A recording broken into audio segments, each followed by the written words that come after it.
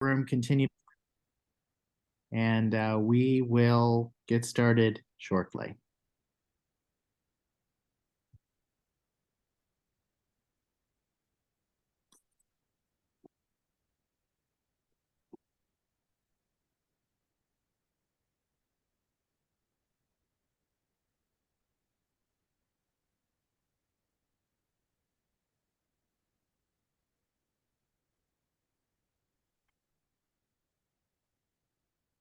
All right, that's terrific. Let's go ahead and get started. I am really excited to be joined tonight by so many participants. Thank you very much, everybody in the Zoom room, for registering today. Thank you so much for submitting your great questions. You are in the transfer information session for community college students with Amherst, Pomona, Princeton, Yale, and Williams. And we are going to have a really great session today. I'm going to start by having my colleagues introduce themselves, and we'll go in alphabetical order. We'll start with Amherst. Lexi? Good evening, everyone, or good afternoon, or good morning, depending on where you are and when you're listening to this. My name is Alexandra Hurd, but I go by Lexi. I use she, her pronouns. I am an Associate Dean of Admission at Amherst, and I've worked with our transfer and military-connected students for the last 14 years here. It's been one of the most rewarding parts of my job, so I'm really excited to be here.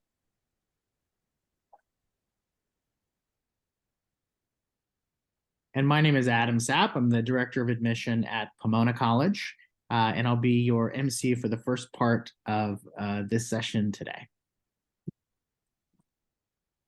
Hi, everyone. Alex Buston, representing Princeton University, where I serve as the Senior Associate Dean of Admission and also Director of Transfer and Veteran Admission at Princeton, which I've been doing for about the last 8 years or so.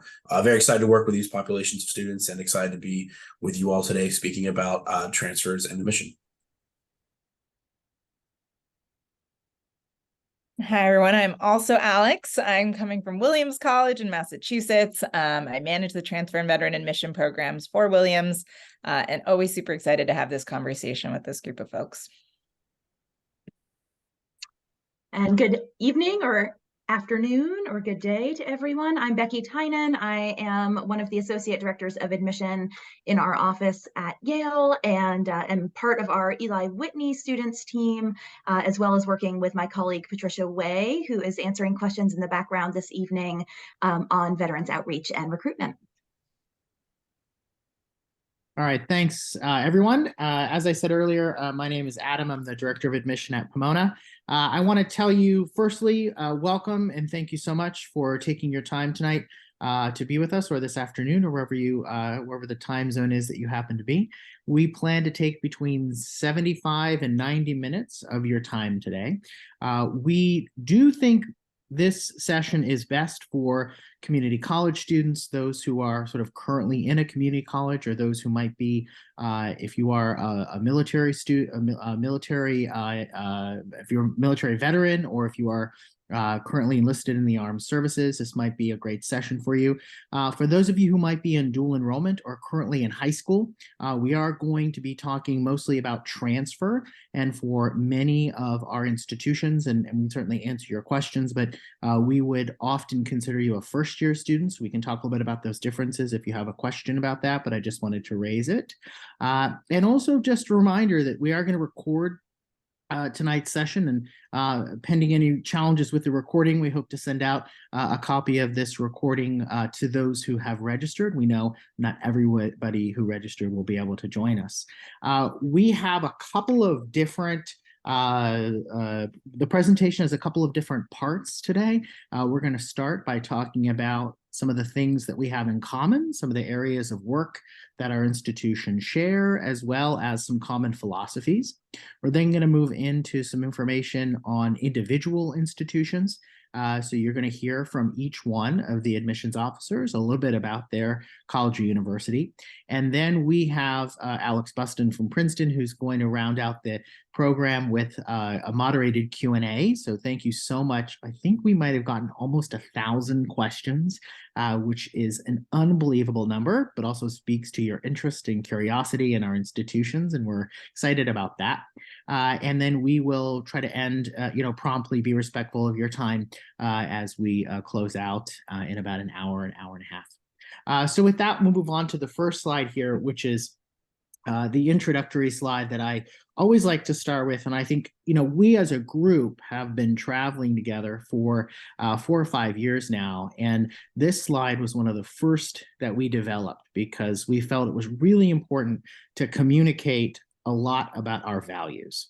As liberal arts institutions, as colleges and universities dedicated to liberal arts learning, there are just some things that we think are really important that you understand. And as a transfer student, as a community college student, as a veteran or military affiliated individual, these are what we think of as the ways in which we speak to our sense of community and we speak to our sense of purpose from an institutional perspective. So you're going to hear tonight about many of these things like interdisciplinary learning, about the reality of being in a diverse community and why those are so critical to the educational benefit of going to an institution like the ones that you're going to hear about tonight.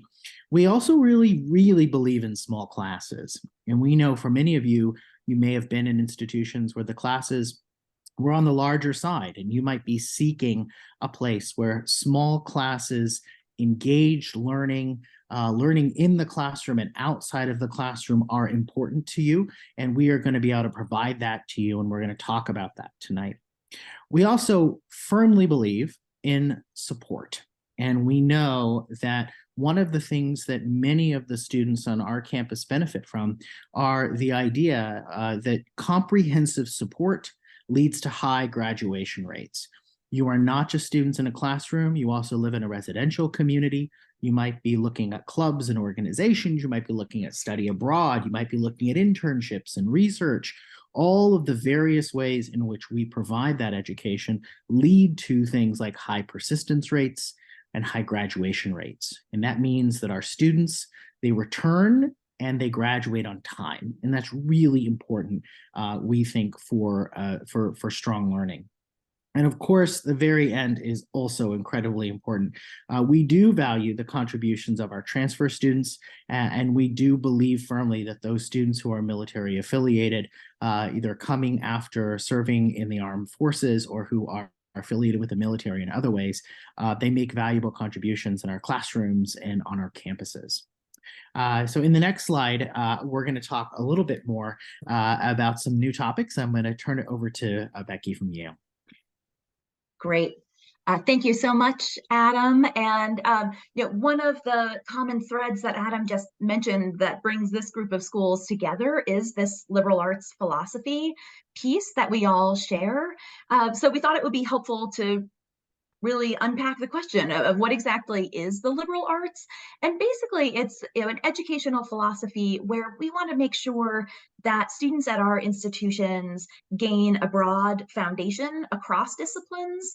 And that could take on different forms in terms of what kinds of academic requirements and things students may have. But in general, we want to make sure that students engage a wide variety of academic areas to build that foundation before they dive into their major. So students are able to explore a variety of disciplines in addition to the area in which they will ultimately major. Adam also just mentioned the role of research here. We are certainly big supporters of wanting students to have the experience of really digging into research, whether that be in STEM fields, in the humanities, in the social sciences.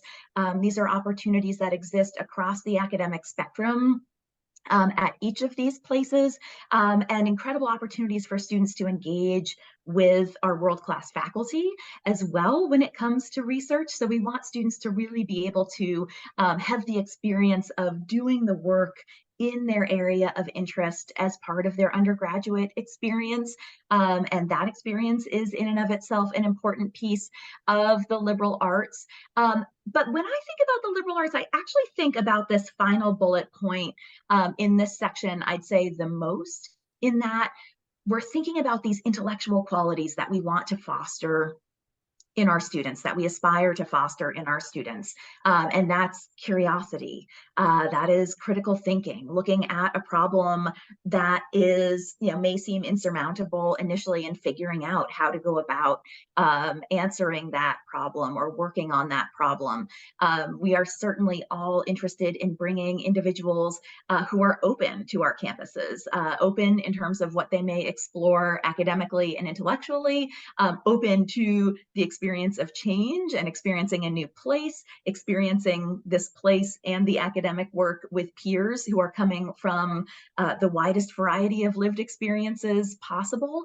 And so these are all pieces, certainly the communication piece as well, that we are built. All of these places are really built to foster the kind of learning that's going to allow students to communicate well in writing, in the spoken word. And so all of these skills are the pieces that our students are going to take with them when they graduate from our institutions. And so it is interesting to think about the outcomes too.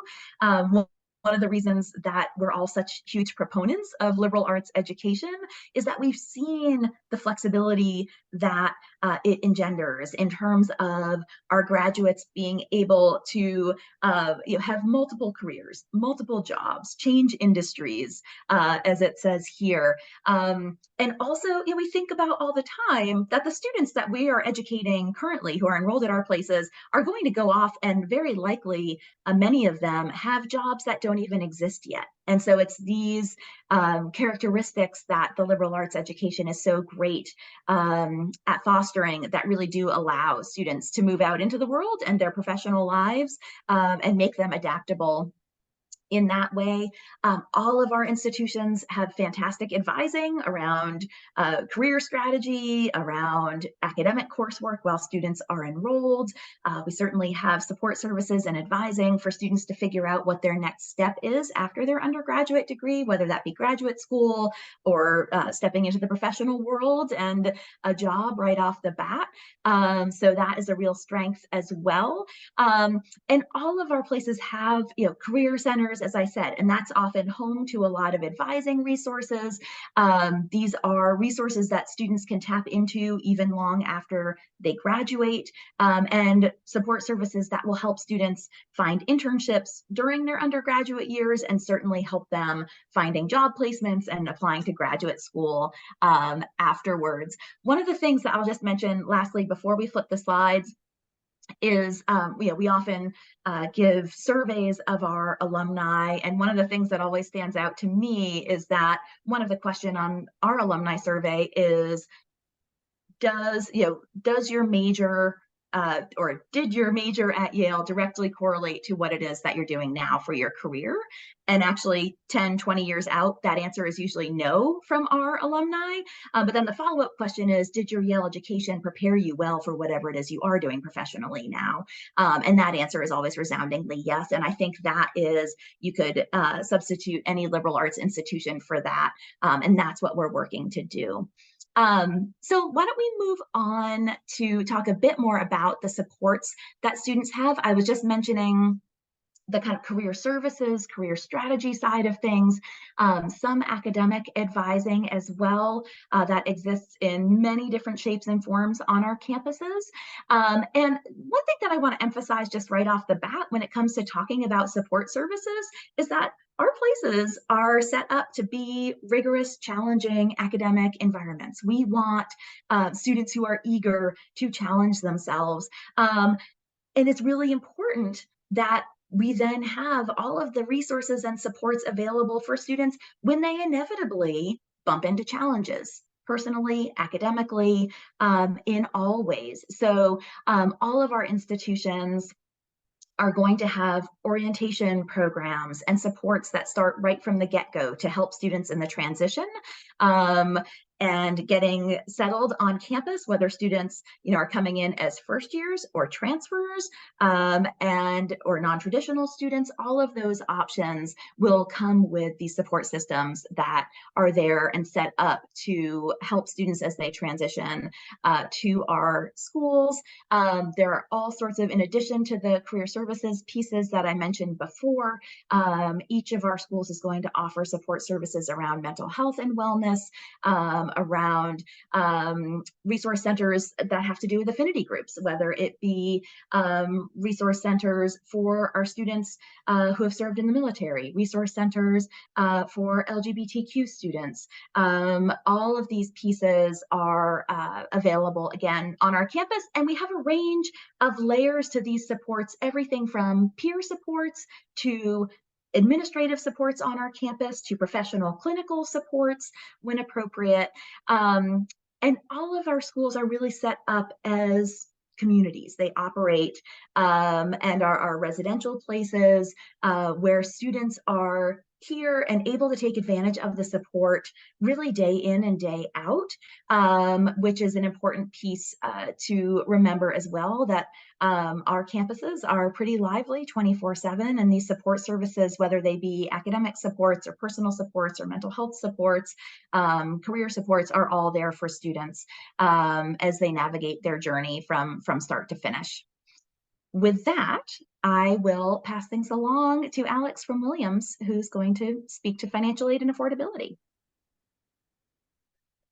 Absolutely. Thanks, Becky. So, when we talk about supports, it is critical that we also talk about financial aid as part of that system of support. And that is another reason that all of our institutions travel together, is because financial aid and affordability are things that are really at the heart of our work and at our approach to offering an education to students. We want it to be a place where all students can thrive, regardless of resources or what they're bringing in with them. So we really make sure that we prioritize having generous financial aid, and we really do have some of the most generous financial aid programs in the country. We offer need-based financial aid for transfer students and for all students. And what that really means is that we're looking at the financial aid applications that you submit to us. The specific ones we require will be a little bit different among us. Whatever it is, we're looking to get some picture of your financial information or your family's financial information. And based off of that picture, our financial aid office will determine how much you can pay towards college. That might be $0, that might be $1,000, that might be $10,000. Whatever that number is, though, we're going to look at everything else that you need beyond that. And that's what we're talking about with need-based aid. Our financial aid is going to address what you can't pay when it comes to our cost of attendance. And for most of us, that means we're meeting all of that need. So, when we're talking about what that cost is, we're also thinking about that in the most comprehensive sense possible. So tuition is certainly factored in there, but housing as well, food expenses, personal expenses, textbooks, travel back and forth to a home during breaks if you have another place you're calling home. All the many things that might come with attending our institutions, we factor those in when we're thinking about our financial aid programs and do our best to pretty comprehensively address all of those through the financial aid packages that we provide to students.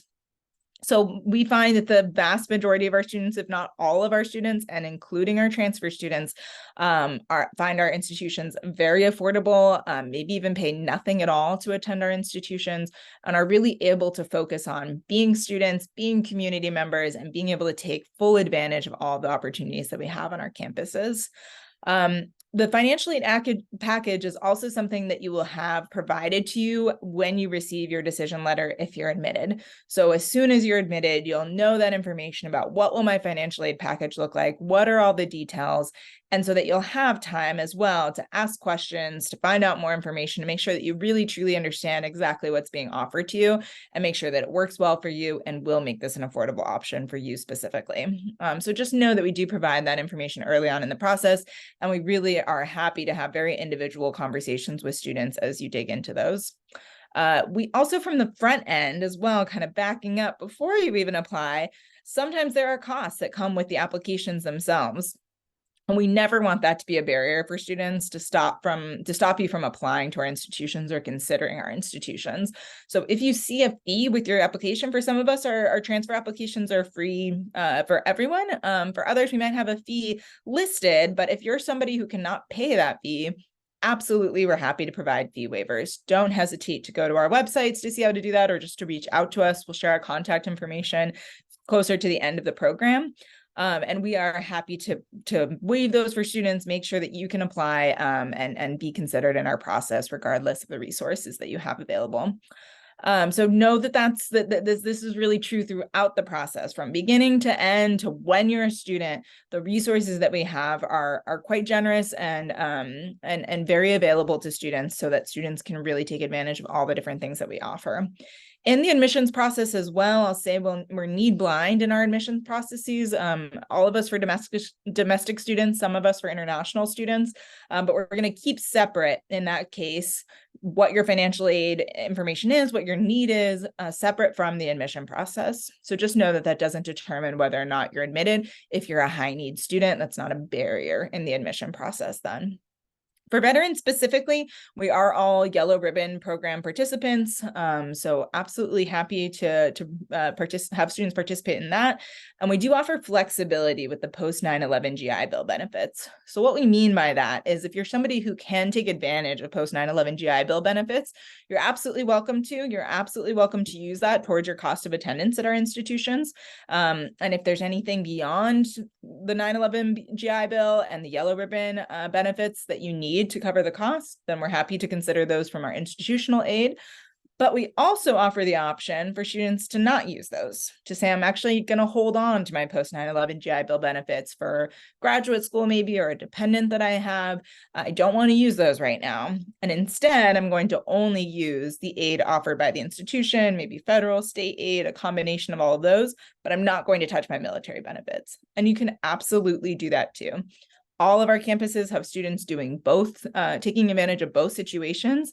And either way, we are meeting the full demonstrated need for those students. So totally available to you to do whatever works best for you. But we find that for some of our veteran students, it's very appealing, the idea of not using their military benefits, because then they can use that for something like graduate school and make sure that that is also an affordable option for them later down the line. Essentially, what we want you to take away from really everything that Becky and Adam shared already so far, but including in the financial aid process, is that this is really, all of our institutions are able to provide for transfer students a very individualized process, one that will really allow you to have a direct contact in the process, one that will really allow you to feel a personalized approach to the conversation. And that's true hopefully starting now, but also, again, continuing throughout the process, and certainly once you're a student on our campuses. There are really places where you're going to get to build close relationships, and that includes with some of your staff members, such as the admission office and financial aid offices. So just know that it's a very supportive process along the way. With that, I'll hand it over to my colleague Lexi to talk a little bit about transfer of credit. Thank you so much. So one of the most common questions that we get from students are students that are interested in learning about transfer of credit. What am I taking currently? What do I need to take to be a successful student in your process? And what does that look like? How am I going to know all this information? So on our websites, you will not find course by course delineation for specific classes, most likely wherever you are attending currently, and whether or not those specific classes do transfer to our institutions. And so in some ways that can make the process feel a little bit confusing. So the point of this slide is to hopefully demystify a little bit of this for you. So we are all institutions that, as an undergraduate program, focus on the liberal arts and sciences. A good sort of indicator of that is if you go to any of our websites and you look at sort of our academic departments that we offer. If you are taking courses in classes in similar academic departments, English, philosophy, chemistry, physics, I'm just doing a very short list here, foreign languages, psychology, sociology, generally speaking, those are really excellent courses, mathematics, right, to be transferable to our institutions. Some online classes are transferable. That's on a case-by-case basis at some of our institutions. So that is definitely a question that if you are interested in a specific institution represented here today, that you may want to follow up with us after the fact. Credit is not typically awarded for graduation for pre-professional courses. So that is sort of outside of the liberal arts pedagogy.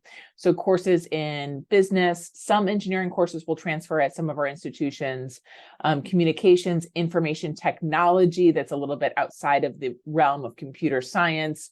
And so some of those courses that are related to a specific career may not transfer to us. However, the last bullet point on the left-hand column there is about transferability versus admission considerations. So even if a course does not transfer to our specific institution for graduation credit, do know that each one of us in the admission committee process still understands the huge value add and the process that you went into to learning and studying and analyzing that information in your courses. So even if it doesn't transfer in toward graduation to us, we will still consider that in our admission processes as something that is a good indicator of the work that you've done. So that is particularly true also of military credits, things like that. So if you happen to be a veteran and you've amassed some credit from various different online institutions or even JST work and things like that, those are all things of value to us from an evaluative standpoint. So transferability for us is not so much determined by a specific course title, so much as sort of a general content, a philosophy of sort of what was going into those particular courses. And we do all of our transfer of credit on a course by course basis. So some of you likely have questions about, I'm going to get my associate's degree in general studies at my community college right now. Does that mean I'm going to enter as a junior? So we as institutions do not take your credit in a block for a degree program, but we're going to look over each particular course that you've taken and gone on a course by course basis to determine whether or not that specific course will transfer in toward eligibility. There was a pre-submitted question about, I'm on a quarter system, some of you are on a semester system. Let our institutions do all of the work of creating sort of a shared language between credits. So that's something that we'll do the work on. So whether you're in a quarter system or a trimester system or a semester system, we got it covered. We'll create sort of a language between all of that so that we'll translate some of those credits if they're in a different credit system to ours. Do know that you will receive a transferable credit review with your decision letter. So that's very helpful to know. So at the point of admission at any of our institutions, you are going to receive your letter of admission. Congratulations, you've been admitted to Yale and Princeton and Pomona. And also here is your credit evaluation. And this is how long you're going to be at our particular institutions. So it will include not just a course by course evaluation, but an anticipated graduation date for you. So you will have that information along with your financial aid package in order to make that type of educated decision before you are expected to decide whether or not you want to enroll with us. So that begs the question, what should I be taking right now? What courses should I do prior to transfer, right? So generally those liberal arts and science courses are a good bet. But if you do have some courses that are outside of that, that's okay. Many of you may be interested in sort of guaranteed transfer pathways, particularly if you're at a two-year institution and you're following EGETSI requirements in California or Massachusetts has mass transfer. And generally speaking, at each one of our institutions, if you are on some of those pathways for those programs toward a liberal arts degree, those are excellent places to follow toward your transferability of credit at our institutions as well. So even though every single course that you take for mass transfer or your EGETSI program may not transfer in general, most of those courses are going to transfer in.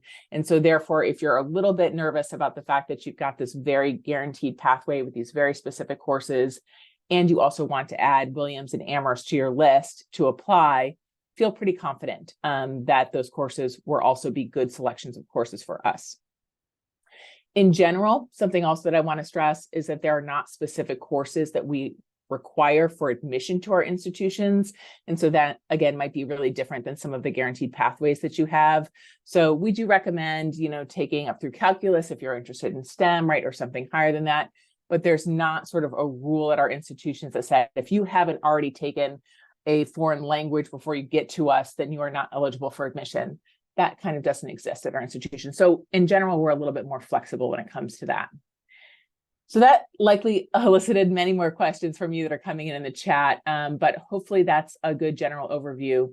And I'm going to have my colleague talk about the admission process. Thank you, Lexi. Hi again, everyone. And for anyone who joined late, again, Alex Buston from the Princeton Admission Office, but going to be speaking here generally for admission processes and concepts that apply to all 5 institutions here represented as well. We all have our own different applications with different questions and general requirements, but there are a lot of similarities among them, as well as the common philosophy of how we practice admission. And as Adam said at the beginning, we did receive in advance for registration close to 1,000 questions, and certainly at least 100 or so in the 30 minutes or so since we began this webinar. And the majority of them were about admission statistics, about what it takes to get in and how the process works. So I hope we can answer some of those questions in this section and dig a little bit deeper as well as the questions come in with the Q&A and as we go into the Q&A section at the end. But generally speaking, I think the most important thing to remember is this concept of holistic review, how there are so many qualitative factors in the way we review applications for admission beyond just the statistics, the GPAs, and so forth. Because as Adam was talking about at the beginning, these are not just learning communities where you learn from the coursework, where you learn from the faculty and whatnot, but where you're really engaging with a lot of self-directed learning that happens inside the classroom and inside the academic spaces, but much more than just, again, learning and repeating in terms of obviously self-directed learning through research, and also learning outside the classroom, learning from your peers, learning from these communities, learning from diverse perspectives in these incredibly diverse environments. And so this entails a lot of understanding of both the level of preparation of our students and how they have the potential to thrive academically, and also how they're going to contribute to campus. And this is also contributing, again, your perspectives and your strengths, but also what you'll learn and hope to gain from your the resources you'll encounter. Again, those being the academic resources, but also your classmates and your peers as well. And what holistic review allows us to do is not only consider a lot of different dimensions here about the strengths that you bring, as well as what you'll take away, but also understanding the context of what your strengths are and how they make you prepared. A lot of the questions we got were about, what if I have a nonlinear trajectory? What if I'm a stronger student now than I was in high school or I was earlier in college or whatever? How do I explain the trajectory and the goals that I have?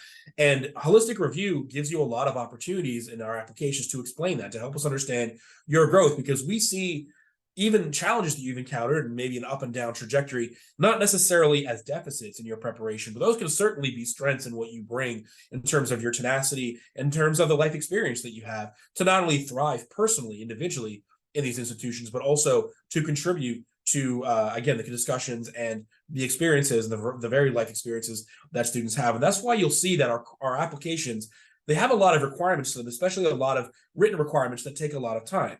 And part of the reason for that, between the written requirements you'll have through the essays and the letters of recommendation, is to help us understand what your context is. We're not looking for students to necessarily feel like they're making excuses or whatever, but really helping us understand what is the context for your achievement. And that may or may not be because of what up and down trajectory. It may be because of the limited resources that you have or limited time that you have for the standard, either the coursework or maybe what some students term as extracurricular activities. Some of you may be involved in activities that you value and continue to want to pursue in, but some of you, your extracurricular activity may be more loosely defined as your part-time job or being a parent, taking care of your family. That still has a lot of value in the sense that you're obviously managing that on top of a strong academic profile. So that will serve you well in any liberal arts college, especially those that will support you financially and maybe not require you to dedicate as much time to your job, for example, but will also give us the indication that you're capable of being an exceptional student, as well as getting involved in the community beyond just what the academic experience provides. So the illustration on the right is really to give you a sense of how many different factors there are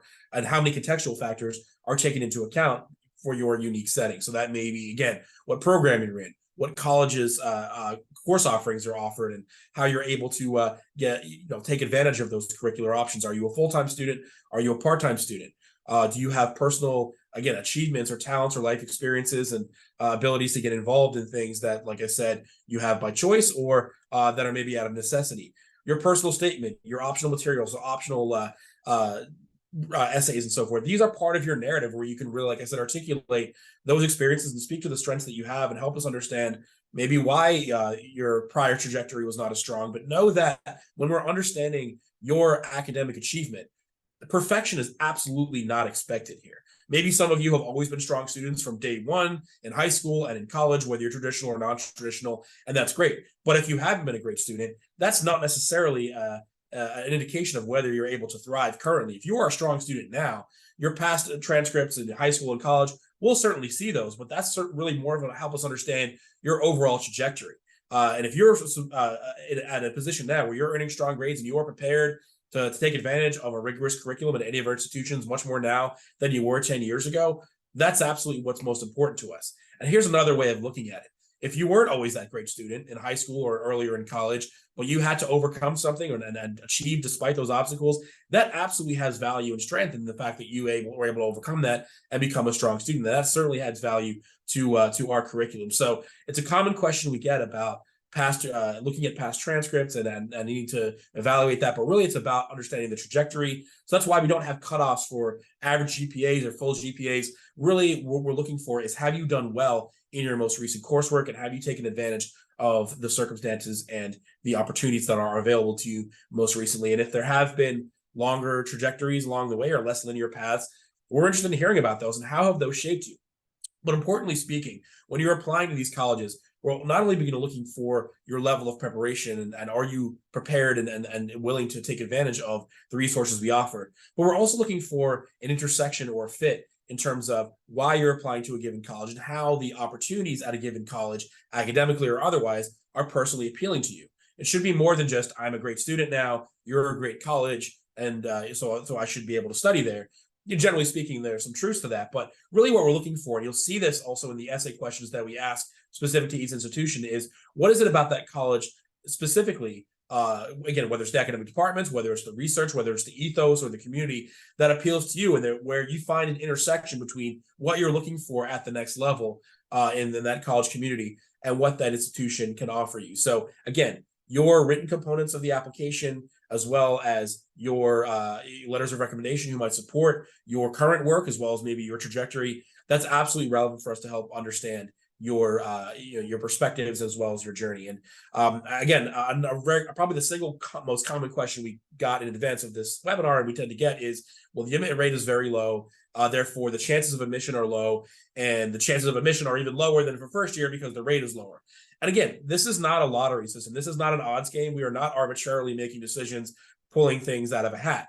This is a very conscious review where we are holistically, completely reviewing the entirety of your application. And while we're small communities and are not able to admit every student we would like to, just because there are far more qualified and capable students in our pools than we actually have room for, know that your strengths are part of your story that we want to get to know, and that they absolutely represent diverse perspectives that we want to bring to campus. And your chance of admission is not necessarily lower or higher based on what pool you apply in, because you are the same person right now or whenever you decide to apply. So don't think of it as an odds game. Really, the only number and statistic you can be certain of in the application process is 0%. And that's it if you don't apply and if you don't give yourself a chance. It may work out, it may not, but you'll never know if you don't at least take that chance to apply to a college that you might see as a great fit. But don't allow admit rates or statistics, and certainly not things like cost and everything that we've talked about earlier, to dissuade you from potentially applying to a college that may be a very good fit. Because know that we value the context, the perspectives that you bring as strengths in the process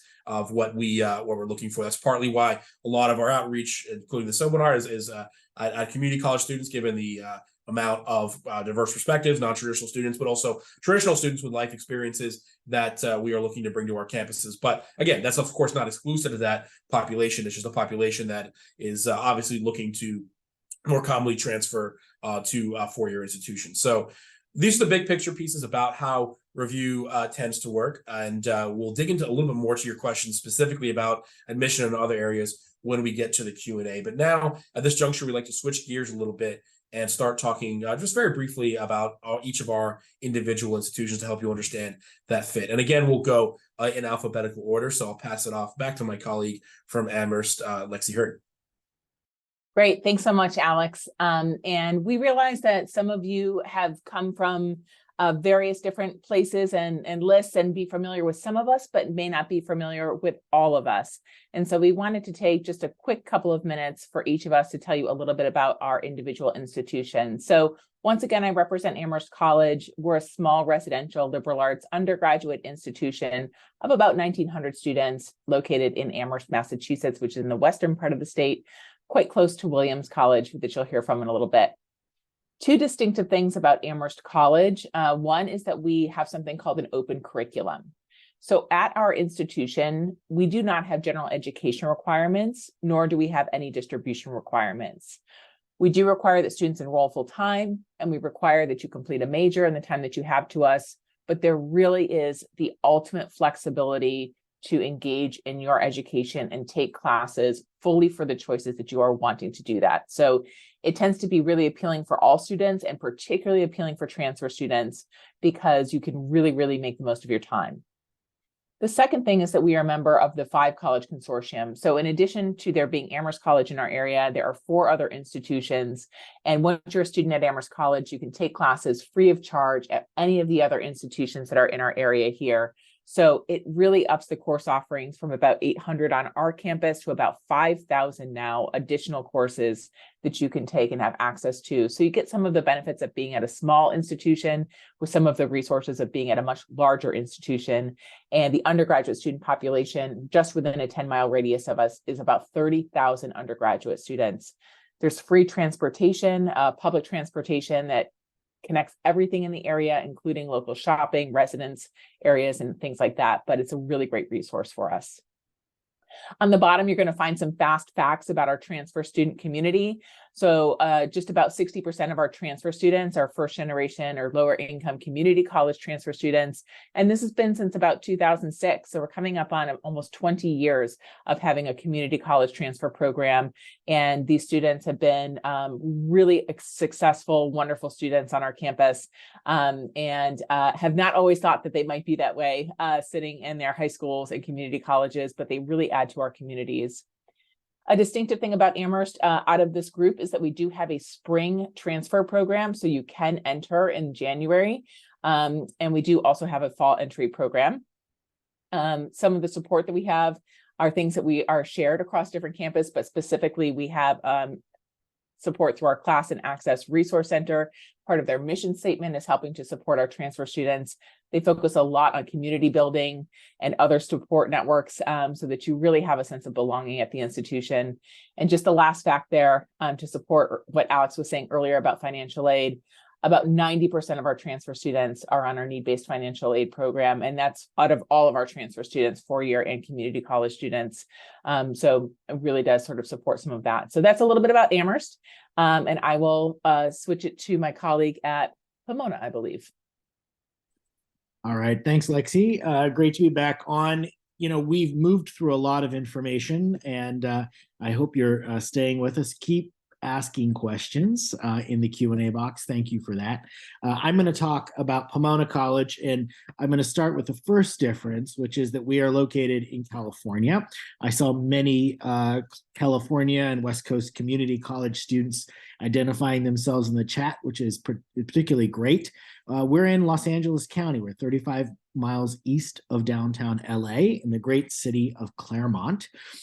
Claremont, California is actually home to the Claremont colleges. So you may have heard of some of our sister schools: Claremont McKenna College, Scripps College, Harvey Mudd College, Pitzer College, and together with Pomona, and we form the Claremont colleges. And so you can be a student at Pomona, but you can take classes at the other Claremont colleges. So if you want to take a class at Claremont McKenna or a class at Harvey Mudd, you can do that. It's part of the system of the Claremont Colleges system. So it really works very, very well. Pomona itself has 48 different majors. We offer majors in the natural sciences, the social sciences, the arts and humanities, and interdisciplinary fields. There are just about 1,700 students at Pomona.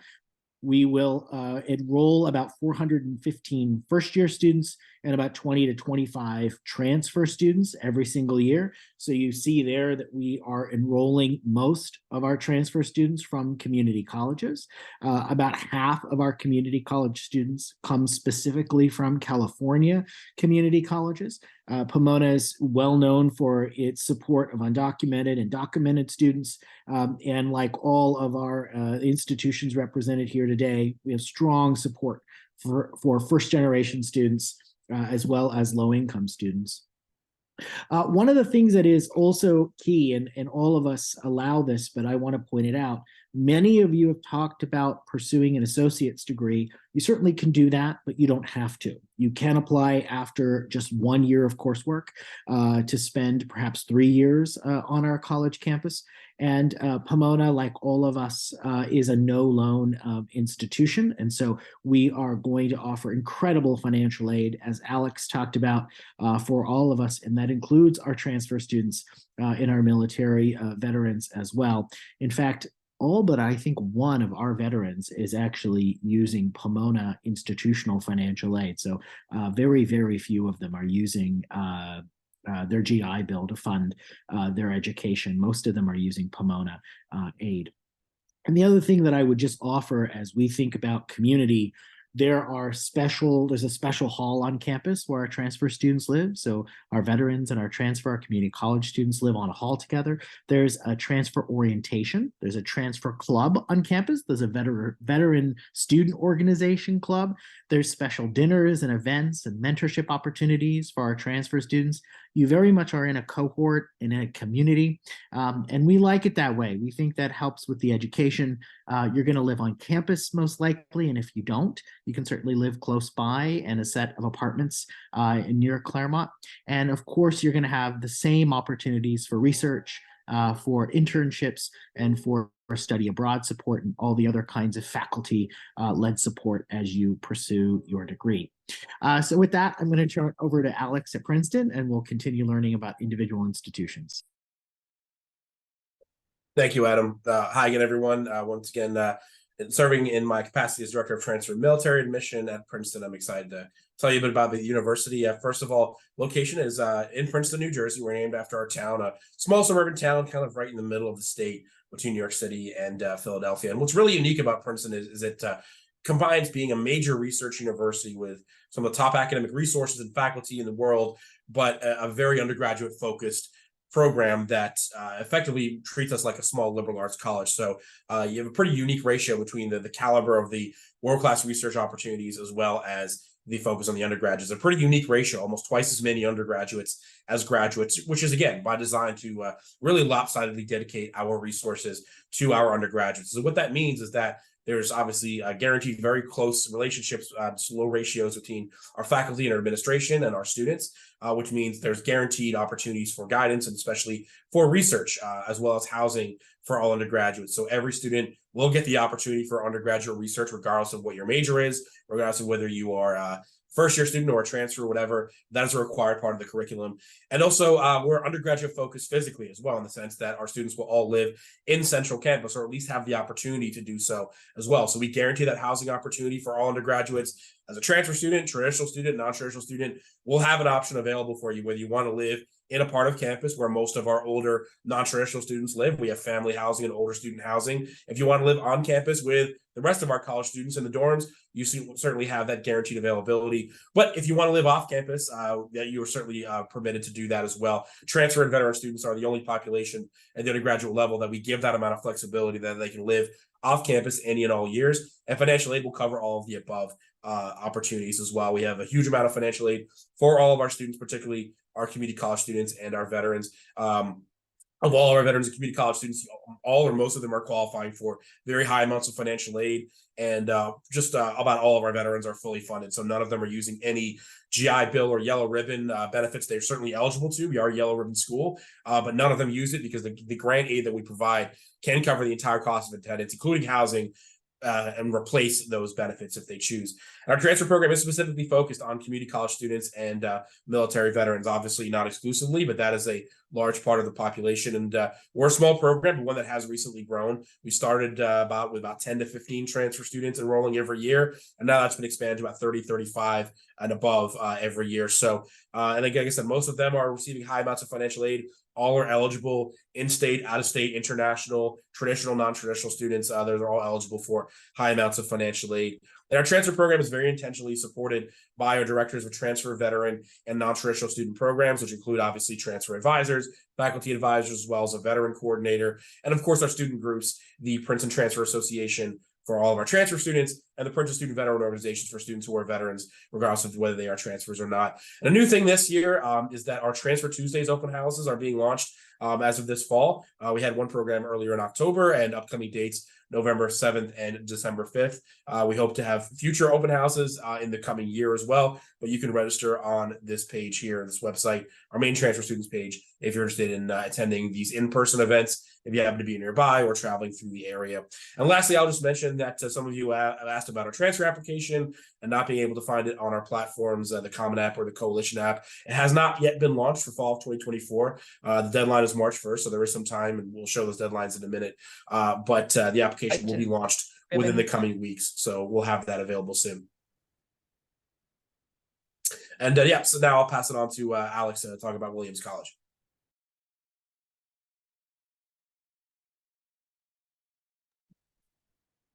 Thanks, Alex. So heading over to Williams College, we are a small liberal arts college located in Western Massachusetts, like our partner Amherst, with 2,200 students on campus. We offer many of the things that have been talked about in this presentation: lots of flexibility and openness in the curriculum, and an academic experience that is going to be really personalized, individualized, and allow you to build some really close relationships with some amazing faculty members. One of the ways that we do that that's really unique to Williams is through our tutorial classes. This is one type of class that we offer, and it's a class with just 2 students and 1 professor. It's pretty much as small as you can get. It's a really different model too, where you're kind of dialoguing, exchanging work, and then critiques of each other's work week to week throughout the semester. So a chance to really build a very intimate learning community and do a deep dive into a topic and into your own skills. Students tend to love them, and we're really one of the only colleges to offer them in the US.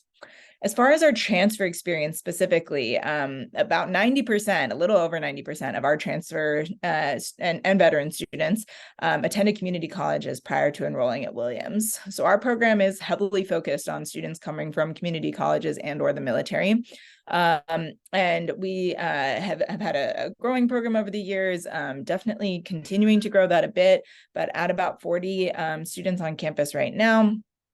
We offer an all grant financial aid program, meaning that all the financial aid that we offer is grant money. So in financial aid packages, all students will see is grant money. We became the first ever college in the country to start this last year.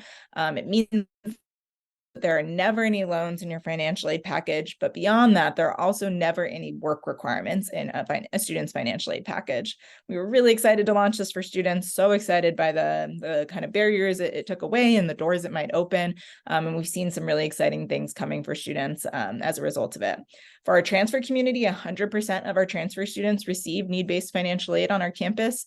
The average grant package is somewhere around a little over $80,000. So our transfer students tend to receive some really substantial financial aid. The vast majority of them are paying nothing at all to attend our institution. We also really, I think, offer a nice balance of finding moments to provide differentiation for our transfer community, but also making sure they feel really included. Students who choose a place like Williams often do so because they want to be really immersed in the community on campus. They don't just want to exist on the sidelines, and you get to do that at Williams, but still recognizing there are also moments when it's nice to be a transfer community. So we have a transfer and veteran orientation, for example, as an option for that, but students can also participate in the larger incoming student orientation. We offer multiple housing options, so students can live in the dorms. We also have some campus owned or managed off-campus apartments. So that means you don't have to do your own housing search. We still provide the unit for you, but you're able to have a more independent living space, often within a 5-minute walk to campus. We have flexibility with transfer credit as well. So we'll review your transferable credit. We'll see how much you can bring in. We'll provide that to you with your admit letters, Lexi mentioned, but then students also have the option to give up a portion or even all of that transferable credit if they wanted to. You don't have to, but some students end up finding that really appealing to do so because they want to spend more time at Williams to take advantage of all the opportunities that we have. And we actually find the majority of our transfer students end up doing that. You have until the end of your first year, though, to decide. We do have a really exciting opportunity coming up too, our Transfer and Veteran Open House coming up on Friday, October 27th, so next week. That is a hybrid program, so students can participate in person on campus, but also virtually. So you can find the schedule and the registration information for that on our website. A really great opportunity to hear from multiple voices on our campus, not just the admission office, and learn even more about all the exciting things at Williams. That hand it over to you. Yeah. Great. Thanks, Alex. And we'll wrap up with a little specific information about Yale, and then we'll launch into the Q&A portion, or the live Q&A portion of things. So keep those questions coming. As others have said, again, I'm Becky Tynan, one of the associate directors in our office, and we are in New Haven, Connecticut. Which is about halfway between Boston and New York. New Haven's a small city, population's about 180,000. Definitely urban feel to our campus, with our campus right in downtown New Haven, while still definitely having a pretty traditional campus setup as well.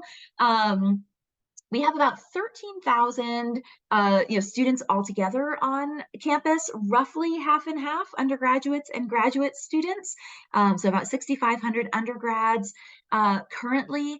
And these students are coming from all over the country, all over the world. One of the things that is an incredible opportunity for students at Yale is that as they are pursuing their undergraduate work on campus, they're really able to tap into the resources of our 14 graduate and professional schools. So we've talked a bit about research. Undergraduates have the opportunity to do research at our medical school, for example, which is on our same central campus with the college. Or undergrads may be taking classes at the law school. The majority of our undergraduates will take graduate level coursework before they graduate. So being able to tap into those resources, whether it be collections or research or coursework or faculty, there's a really nice synergy between the undergraduate world and the graduate world on campus as well. One of the things that's a little bit different at Yale is that there are 3 different pathways that students, that applicants may choose when they're thinking about their pathway to Yale. We admit students through our first year process. We have a transfer process. And so with the transfer process, we admit students as either sophomores or juniors. All students do start their journey as a Yale student in the fall semester. So we just have fall entry. We also have the third pathway is our Eli Whitney Students Program. And this is for adult students, for non-traditional students, for students who may have 5 or more years between of a gap between their most recent education and the time when they are applying, or there was a gap somewhere in their experience with their education. With the first year in the transfer program, all students are enrolled full-time on campus with a full course load. The Eli Whitney program is a little bit different in that students may choose, if they are in the Eli Whitney program, whether to enroll part-time or full-time, and that flexibility is something that tends to be quite appreciated by our students who join us in the Eli Whitney program. We have students who are joining us from community colleges as transfer students and as Eli Whitney students. We have student veterans on campus who have joined us as first years, as transfers, and as Eli Whitney students, although a critical mass of our student veterans are in the Eli Whitney program. We have over 40 veterans enrolled currently on campus. And it might be of interest to note, over half of our transfer and Eli Whitney students are coming to us from a community college background, from 2-year colleges. Like many of my colleagues have mentioned, Yale is incredibly affordable. We are fortunate to have very generous financial aid and need-based financial aid. It is all need-based. So for many of our students, they are able to attend Yale for a net cost that is equal to or less than often attending an in-state public institution. And so, we encourage anyone who is investigating financial aid to take a look at the calculators that are available on any of the school's websites, and to start getting a handle on how generous these financial aid awards can be. And with that, I think we will move along. I may hand it back to Adam, or Alex is actually taking on this portion of things for the Q&A. Thank you, Becky. As mentioned, we'll go ahead and start with the Q&A. As indicated, obviously, in this slide, it does say to use the Q&A feature to send in your questions, but that seems moot at this point, since many of you have been already doing that for the last hour or so. So thanks for this great conversation and everything that you've been sending us. Just a couple quick notes before I get into that. Most of you are here, obviously, because you registered and are joining through the registration. But if you happen to be watching this with a friend, or you didn't register, or maybe you're watching the recording afterwards, having not registered, do feel free to register retroactively as well, because this will not only, if the recording hasn't gone out yet, get you a copy of the recording, but it will also get you on all of our mailing lists. So for all 5 of us, if you want to receive more information, newsletters, be put in touch with students, we could certainly do that for you here as well. So here's the link, and just on the right here, our application for fall 2024 applications, as well as the spring in the case of Amherst as well. This information, the deadlines, the requirements, and much more about what we've talked about is, of course, on our websites, but we wanted to pass this all on here to you as well. So to maybe start with the Q&A, as was mentioned at the beginning, we've received well over 1,000 questions between those who submitted those in advance of your registration or live here in the Q&A, and the 5 of us live, as well as a 6th representative joining from Yale in the background, have been typing those questions as best we can. But we want to take some time here to address the live questions that have been submitted and cover them here as well. So maybe as a segue, Adam, since we've just kind of finished speaking about our individual institutions, one thing I tell students a lot is obviously hearing from us and hearing the resources that we provide is certainly helpful, but so is talking to current students who are living the experience at our institutions, especially in terms of finding that fit. So can you provide us with any kind of background or tips on how prospective students might connect with current students and get more resources about the campus life experience? Yeah, I mean, I think the key phrases here are formal programs and informal programs, right? So some of us are going to have some formal program opportunities. You heard about the transfer days at Princeton and the veterans and transfer weekend at, I believe it was at Williams. There are many ways in which you might be able to plug into one of those formal programs if you live close or you're in the area at that time. Some of us also provide travel funds at different parts of the year. So whether for some, like at Pomona, for example, if you're admitted to Pomona and you're a community college student or a veteran, we will fund you to come out and visit after you're admitted. Some of us will fund you as a prospective student. You don't have to be admitted for that. You can access those funds. You just need to inquire and let us know. Those are sort of specific to certain times or weekends of the academic year. But the other way, and I think this is probably more applicable to the broadest number of you, would be informal opportunities. So ways in which you can plug into student webinars, ways in which you can plug into social media, ways in which you can email us in the admissions office, and we can connect you with students either from your high school, from your community college, or from your region, or from your branch of the service. There are lots of ways in which we in admissions, sort of every day, we are kind of helping students learn more. And for many of you with specific questions or specific kinds of questions about particular experiences, for example, what's it like to be a parent on your campus? Or what's it like to be a veteran on your campus? Or what's it like to come from far away and live on your campus? Those may be best questions sent to admissions officers who can then connect you informally with students who can answer those questions. Absolutely. Thank you for that, Adam.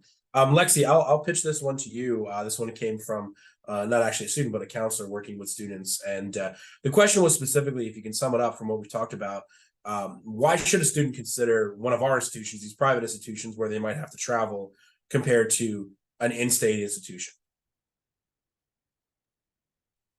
Yeah, that's a great question. And I suspect that many of you are considering both perhaps simultaneously. And I think that that's great. So number one, I think for all of us, we really want students to end up at an institution where they're going to thrive. And for some of you, that might be on our individual campuses. For some of you, that might be at your state institutions. However, generally speaking, there are perhaps some differences that folks will find between our institutions. And it's hard to sort of put in state institutions generally into a category because there's so many differences between those types of institutions as well. And so many of them that are really, really wonderful, wonderful organizations. I think that something to know is that at all of our campuses, most of the students are coming from out of state. Maybe there's a small exception to that from Adam because he's already at a state that's so population represented, generally speaking. But I can say at Amherst, we're New York and California are always vying out. So also one of the things is to know that you're going to be among students who most of the students have made a decision to relocate and sort of make a home in a different place. And so our campuses are 24/7, 365 places for the most part, where students are really making this commitment to come and deeply engage, not just from a classroom perspective to go home, but so much more about the learning and exploration that happens on our campuses are things that are happening outside of the traditional classroom experiences. To do that in small intentional communities, which each one of our institutions really does do, can be a really, really enriching and rewarding experience if that is something that you're looking for. Direct access to faculty members at our institutions. We are very, very fortunate and privileged to have so many resources as institutions that are represented here. And with that comes so many opportunities to engage with our alumni, with our faculty, with our staff, that sometimes you just can't find at other institutions. So my encouragement, especially at this stage for you all, is to keep your options open. And I really applaud all of you for being here tonight and learning more and thinking more about maybe making a huge leap to move somewhere else, which is a huge, huge decision for you. But I do think that we have some really, really great opportunities for students at each one of our schools.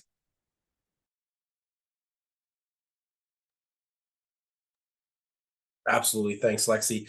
Becky, let me toss this one to you because it's about student support resources that you talked about specifically for transfer students. But a few questions that came up were, what about support resources for intersectional identity? So students who are coming through the transfer process, but who are also other types of underrepresented students, first generation students, lower income students, students of color, LGBTQ AI plus students. What do you how would you describe the way that the resources for transfer students or veteran students may intersect with or work in tandem with those resources for other represented students on our campuses?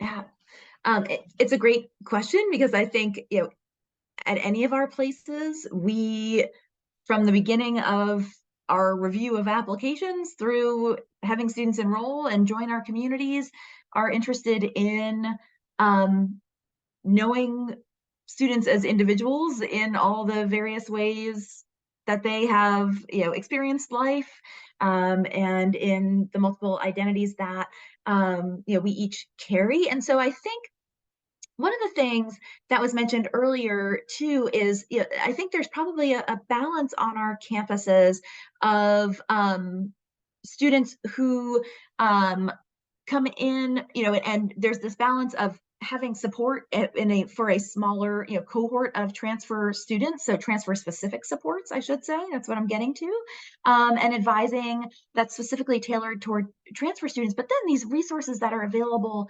campus wide, and this eagerness to have students who join our campuses as transfers become, members of the campus community in the same way as all of our students are members of the campus community. So I think there is this nice balance of having transfer specific advising that may come through, a dean's office or a specific transfer office on campus that is going to be specifically tailored to students and the unique transition that they're having joining a campus community as a sophomore or a junior for the first time.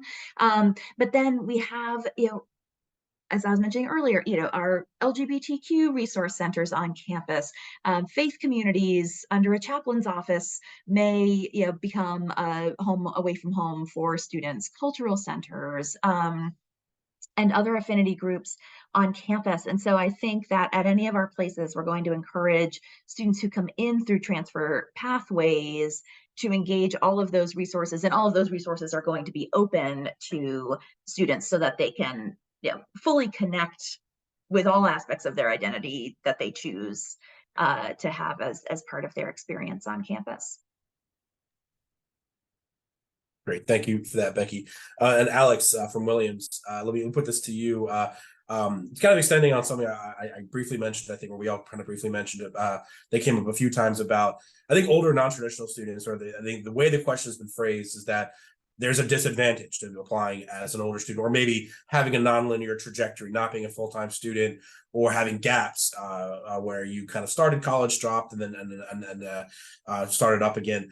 Obviously, we don't consider that a disadvantage, but I think maybe can you go into a little detail about how students can use those experiences to their advantage in terms of addressing them on the application to help us understand the full context?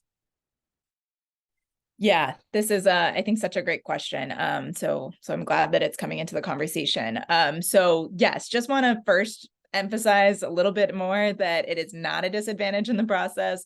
Absolutely, we are excited to have this pathway, this transfer pathway, for all kinds of life experiences, including these kinds that Alex just mentioned. So this is us opening a door to say, hey, if this wasn't an option that might have been on the table for you before in the first year process, but this is a place that is exciting to you now, great. Please seek us out. Please look at us, consider us in your options. So just know that first and foremost, and really, try to believe that. In terms of how it can serve your application, I think that's a great second question. So, it's kind of two parts. It's one, making sure that you're accurately telling the story. And then it's thinking about what are the actual advantages of that experience and who you are today, and in how you might be able to contribute to our campuses. So for that first part, what we're really looking at is kind of, at some point, we want a bit of a timeline from high school graduation until now. And for some people, if that's been a lot of years, there's an immediate kind of like, ooh, that's a long time. How do I do that? There's lots of different ways to approach it. A CV or a resume might be a helpful tool at that point, maybe just in the additional information section, but giving a little bit of information on kind of what your timeline has been, and giving us a brief picture of that story. Maybe the essay is a place that you really want to really focus in on that time period and kind of what you've done. There's many sections that you can use in the applications, many ways to approach it, but giving some broad sense of how that time has looked throughout that period of how you've gotten to this point is helpful to us, so that there's not just large gaps in time where we're wondering what was going on there. So that's the first part. And then the second part, I think, is thinking about that again. How is this an advantage for you? What have you learned in those different experiences that you've had? What have you learned in some of the hurdles that you've faced along the way? How has that shaped the point that you've gotten to now, the interests and the passions that you have, and how you're going to bring those to our campuses? So you're really wanting to think about, how are you telling this story of both, the before and when you've kind of been in different spaces in your life, to the now, this present moment, and who you are and what you're going to offer. So really don't hesitate to see it as something that's actually value added in your application, that this different kind of life experience you're bringing to your campus is helping to add to the diversity and the tapestry of different life experiences that exist in our larger campus communities. Absolutely well said. And again, use all the resources at your disposal to do so. That's why our applications have so many requirements, with so many options to do it through the required written components, as well as the greatest advocates that you have, those who are writing your recommendations that understand you and will help us see you in the great positive light and the strengths that you have. So another question that I'll take quickly was about transfer credit and how that works. And Alexi did a great job of explaining that, but really also helping us understand why there's that less of an articulation, as you might see more commonly among larger state institutions and whatnot. And again, part of that is because of how flexible our curricula are, and how much the liberal arts program is about exploring, and many transfer students will not, still have time to choose a major or switch a major that they may need. And so there's a very individualized process takes into account the transfer credit. But in terms of appealing that or having the conversation with the credit, again, absolutely. I mean, these are very individualized processes, and they're done to benefit you and build you the best possible pathway through our institutions, especially to the major you think you want to go to. But know that that may change. You may have started with one major and may think, I want to pursue a different one. And that's okay as well. It's about the journey as much as it is, getting to this point as well, and really experiencing the dimensions of our communities in the most robust way possible over that time. And it's not at all uncommon for some of our institutions at Princeton in particular that students are given a certain standing. Fall term sophomore is usually the most common for students to bring 1 year of credit. But some of them start that year and decide, I'd actually like to spend another year here instead of 2 years, graduate in 3 years. And the financial aid can certainly support that, So I think this kind of time to degree, transfer as many credits as possible and get your bachelor's degree as quickly as possible is less of the emphasis here, because we are expecting students to take as much advantage of the resources we have here. And a lot of you asked about, can I study abroad? Of course you can. I mean, the more years you have on campus and the more time you spend here to take advantage of those opportunities, the better the options will be, and the more opportunities you'll have to do that as well. So I think that applies to all the range of the opportunities that we offer. So we're getting, I think, close to the end of our time here as well. And as mentioned, thousands of questions, at least well over 1,000 questions. We're not going to be able to get over to all of them, but we will try to continue to provide that information and help to answer those questions as we go forward. But just thinking of next steps, I think continue to get to know, again, the institutions themselves, really understanding not, is this attainable for me? I think we're hoping to convey that it is attainable for any student who is prepared and who is at least interested in applying to a range of colleges and shooting for a top tier institution if they feel it misfits their goals, and can help to understand what options are available, what the ethos and style of learning and community is available, and how that appeals to them. And that's really going to flesh itself out in the application. So if we can just get the slide back up here for, first of all of our admission deadlines. Spring deadline is obviously coming up soon. That is on November 1st, but there's some time before March to look into that for the majority of us, or February for Pomona. So being on our mailing list and continuing to get to know the institutions and planning ahead for the requirements is an important next step.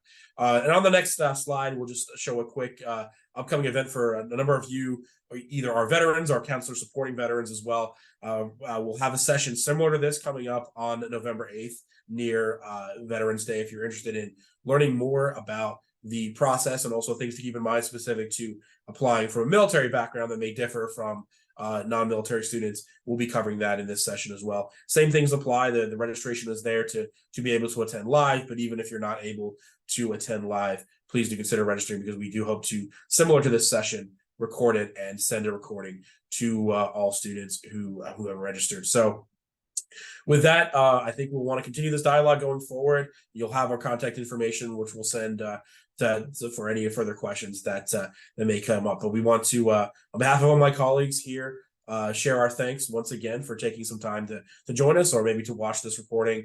And please do stay in touch and keep in mind the questions that we hope to be able to answer. We're here to be a support resource for you as much as the supports and your advocates in your community. So please do stay in touch. So thank you all again. Have a wonderful rest of your day or evening, and we hope to hear from you soon. Best of luck, everyone.